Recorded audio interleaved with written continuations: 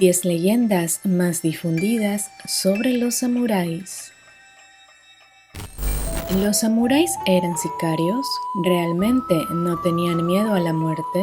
¿Podrían detener un golpe de katana con las palmas de la mano? ¿Tenían su propio código de honor? Descubramos juntos cuáles de estas leyendas son verdaderas y cuáles son un simple mito. Leyenda 1. Los samuráis eran sicarios a sueldo. Esto no es cierto.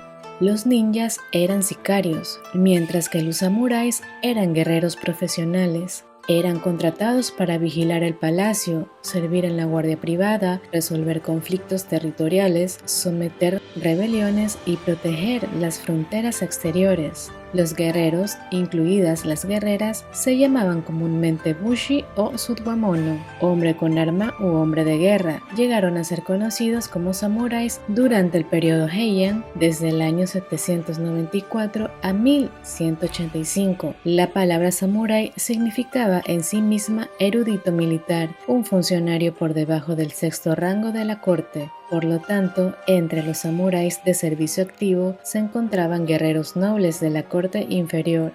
En el relato de Akutagawa Ryonosuke, Gachas de Ñame, se retrata el samurái como un miserable funcionario y no como un valiente guerrero que solo quiere comer su ración de gachas. La profesión de guerrero no se consideraba originalmente una ocupación privilegiada, ya que implicaba la matanza de seres vivos condenada por el budismo y la contaminación de la sangre y la muerte, inaceptable en el sintoísmo. Esta fue una de las razones para distinguir las residencias militares de los buque como un estamento independiente. A finales del siglo XII, la residencia militar de los Minamoto se adueñó del gobierno y estableció el shogunato. La autoridad civil y militar comenzó a pertenecer al shogun. Esta forma de gobierno duró casi 7 siglos. Durante el periodo Edo, desde 1603 hasta el año 1867, cuando se delimitaron las 4 clases, guerreros, campesinos, artesanos y comerciantes, la palabra samurái pasó a significar exclusivamente un miembro de las clases militares. Las noticias sobre los samuráis se difundieron ampliamente más allá de las fronteras de Japón. El primer diccionario japonés-portugués traduce bushi como soldado y samurái como noble hombre honorable.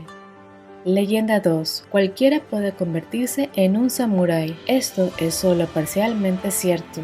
Los primeros guerreros profesionales solían ser cazadores, hábiles con las armas. Probablemente por ello, las armas más comunes antes del periodo Edo eran los arcos y las flechas.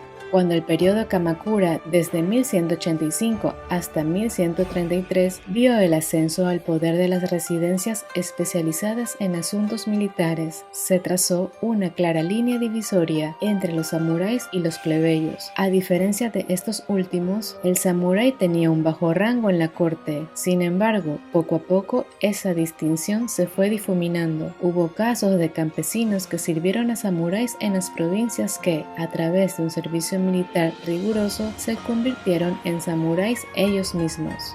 Durante el periodo de las provincias guerreras, 1467 a 1590, cuando los daimyo gobernantes del Sengoku se enfrentaron entre sí, los samuráis comenzaron a reclutar no solo guerreros profesionales, sino también campesinos.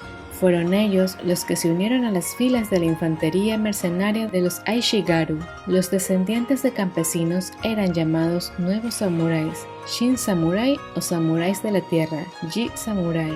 El reclutamiento de los campesinos comunes como soldados fue llevado a cabo por el famoso líder militar Oda Nobunaga, uno de los 3 unificadores de Japón. Su sucesor, Toyotomi Hideyoshi, era de origen humilde, pero su destreza militar y su ambición lo elevaron al rango de gran ministro Daiju Daijin y le dieron el apellido Toyotomi. Al llegar al poder, el antiguo plebeyo Hideyoshi ordenó quitar las espadas a los campesinos y prohibió a los samuráis dedicarse a la agricultura.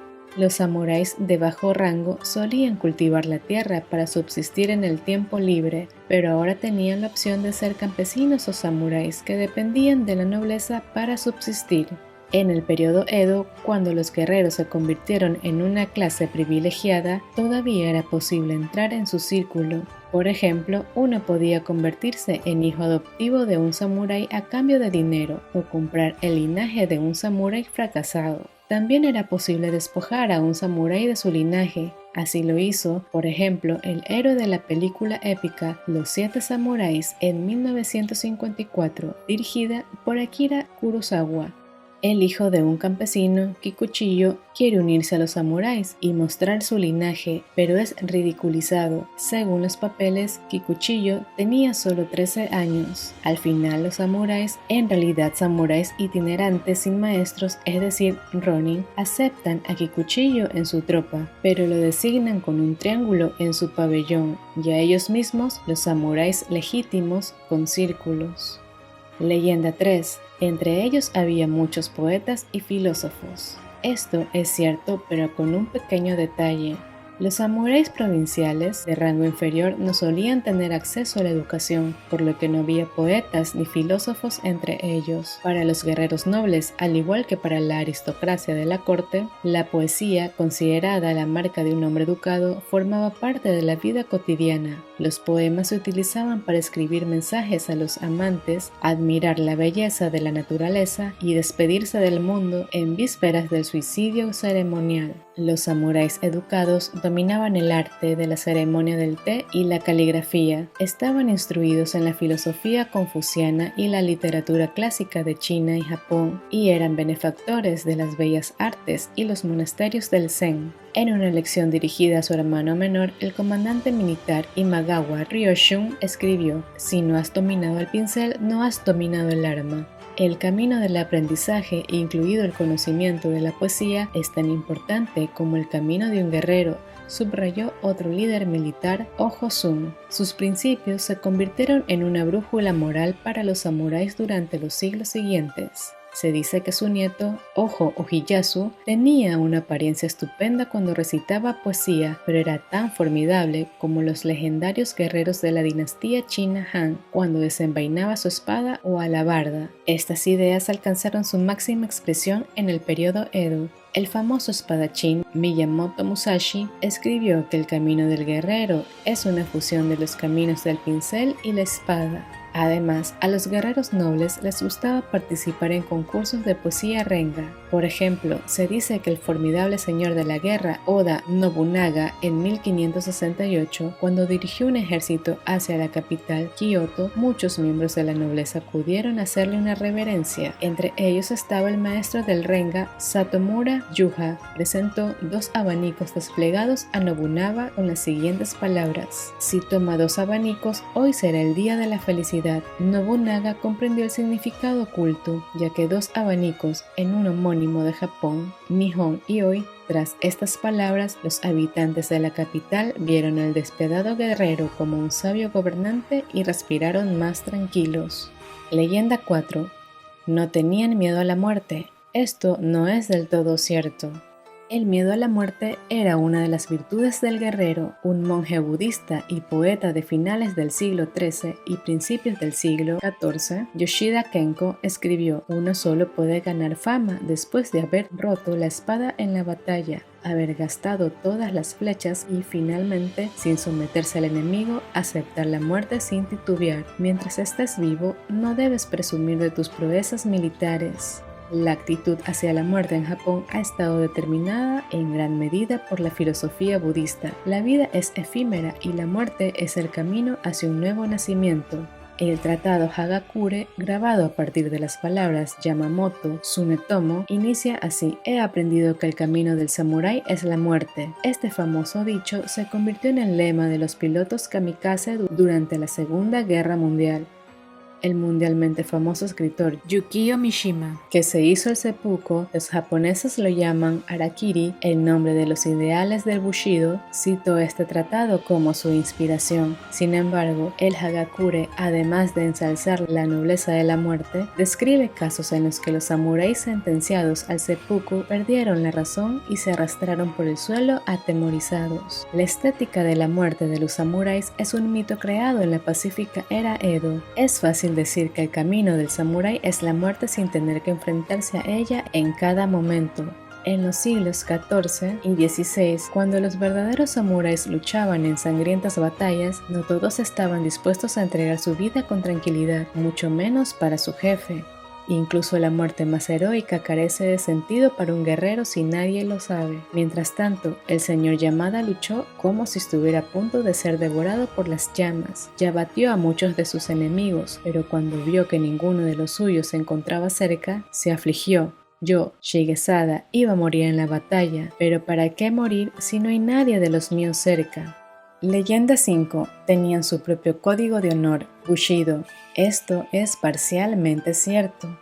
El Bushido fue un mito creado por los samuráis en el pacífico periodo Edo para justificar su posición privilegiada. Además, las reglas basadas en los valores confucianos eran un intento de frenar a los jóvenes samuráis que solo hablaban de asuntos de dinero, de pérdidas y ganancias, de estilos de vestir o de asuntos amorosos. El samurái ideal requería una lealtad incuestionable a su jefe, religiosidad, abnegación y ningún miedo a la muerte.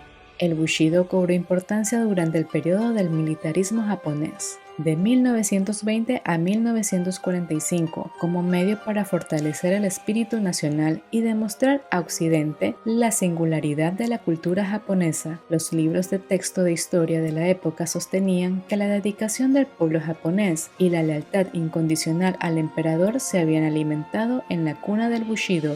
El japonista Alexander Mesherakov señaló con acierto: el espíritu samurái se estaba convirtiendo en el espíritu de la nación, en el espíritu del pueblo. Este espíritu era agresivo e intolerante. El Bushido se hizo mundialmente famoso gracias a Nitobe Inazo, cuyo retrato adorna ahora el billete de 5.000 yenes. Presentó al lector mundial los ideales del Bushido, comparables a los de la caballería europea como código moral básico de la sociedad japonesa y fuente del alma de Japón, escrito por Nitobe en inglés. Bushido, The Soul of Japan, fue publicado en Nueva York en 1899 y traducido al japonés solo 10 años después.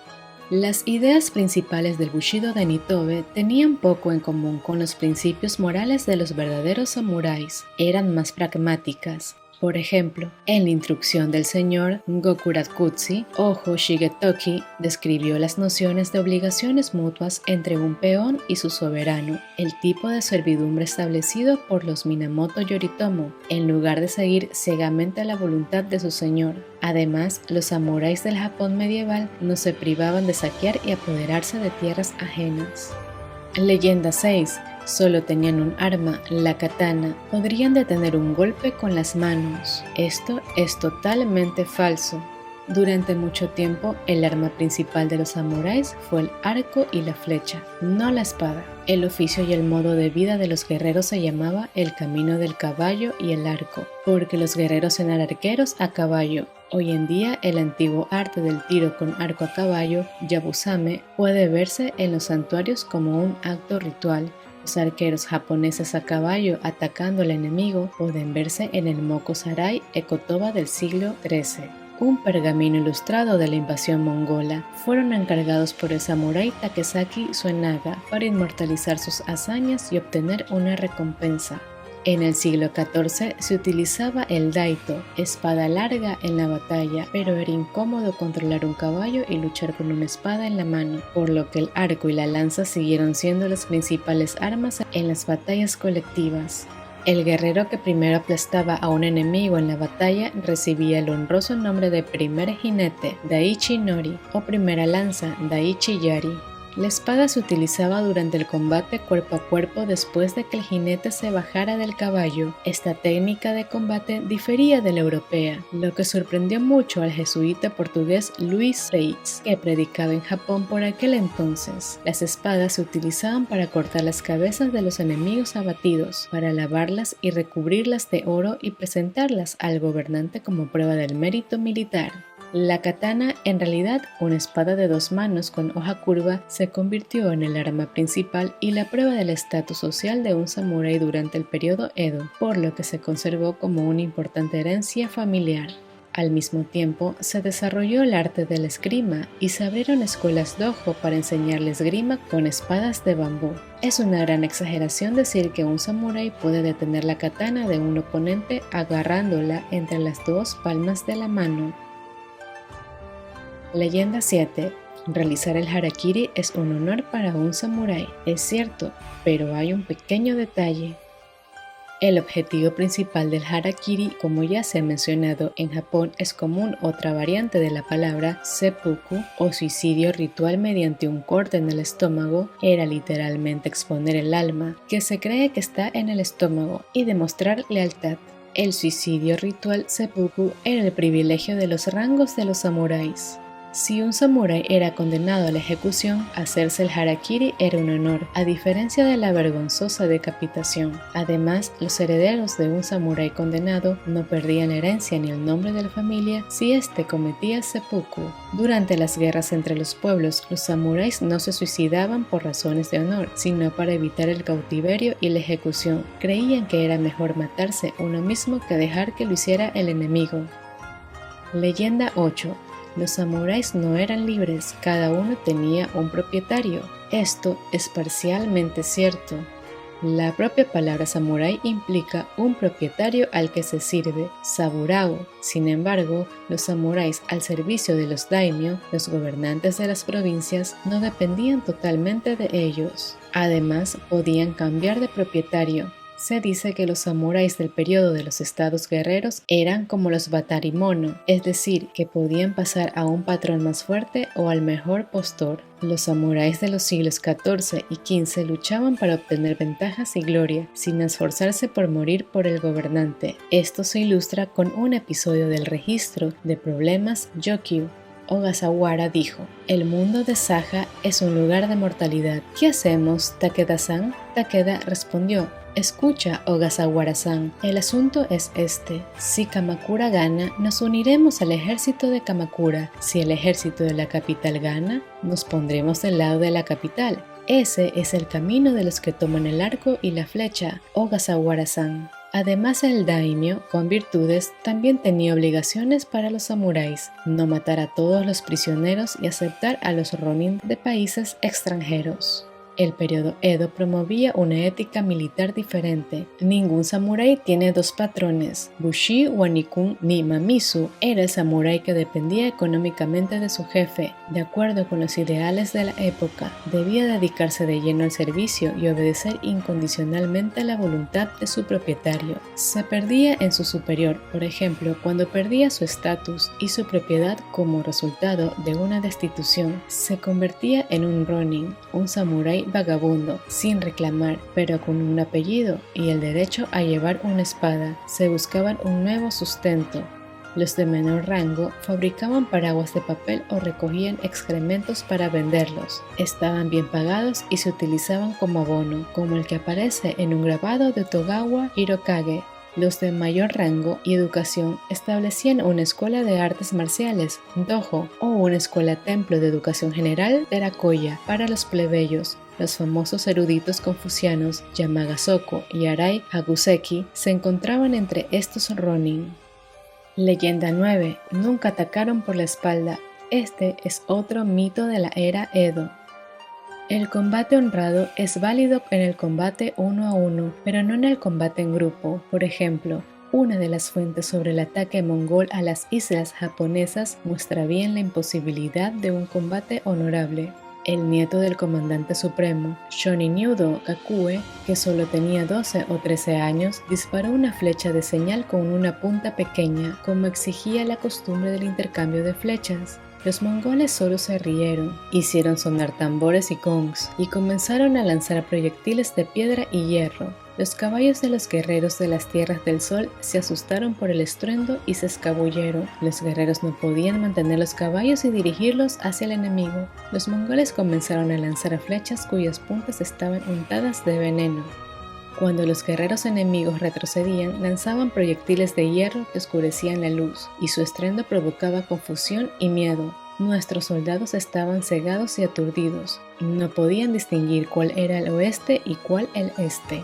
La nobleza de los samuráis, elevada al rango de ley moral, dio paso a menudo a la crueldad en el pacífico periodo Edo. Un ejemplo de este valor samurái se describe en el Hagakure. Un samurái estaba una vez dando un paseo en barco en el río Sumida. Uno de los pasajeros comenzó a burlarse de los demás. Cuando subió a bordo para orinar, el samurái le cortó cuidadosamente la cabeza y ésta cayó al río. Para que los hombres no se dieran cuenta, cubrió rápidamente el cuerpo con sus pertenencias y luego pidió al capitán que enterrara al hombre asesinado. El capitán lo hizo, pero el samurái también le cortó la cabeza. Esta conducta de un samurái contradice los principios morales de la floreciente cultura guerrera de la era Kamakura. En los preceptos del señor Kokurakuji o Hoshigetoki, subraya que solo se debe matar por sentido del deber, no por diversión. La compasión debe ser sentida incluso para los plebeyos, siguiendo los preceptos del budismo y el confucianismo. Leyenda 10. Llevaban máscaras de demonio para asustar a los adversarios. Esto es cierto. Además del casco, los samuráis llevaban máscaras mengu. Cubrían toda la cara o parte de ella. Las máscaras de los guerreros nobles y de los señores de la guerra se hacían a medida en cuero y metal, lacadas y decoradas. Sus bigotes abultados, sus dientes dorados y retorcidos, su lengua saliente e incluso sus pliegues se asemejaban a las máscaras del teatro. Pero las máscaras no solo se ponían para protegerse, sino también para aterrorizar a los enemigos y dotar a sus propietarios de poderes mágicos. Por lo que las máscaras de demonios o de criaturas legendarias con largas narices o picos, Tengu, eran especialmente populares. Durante el periodo Edo, las máscaras formaban parte de la armadura ceremonial y destacaban el estatus del portador. No olviden suscribirse, de apoyar con un like y escribir en la caja de comentarios para más contenido épico aquí en Michi.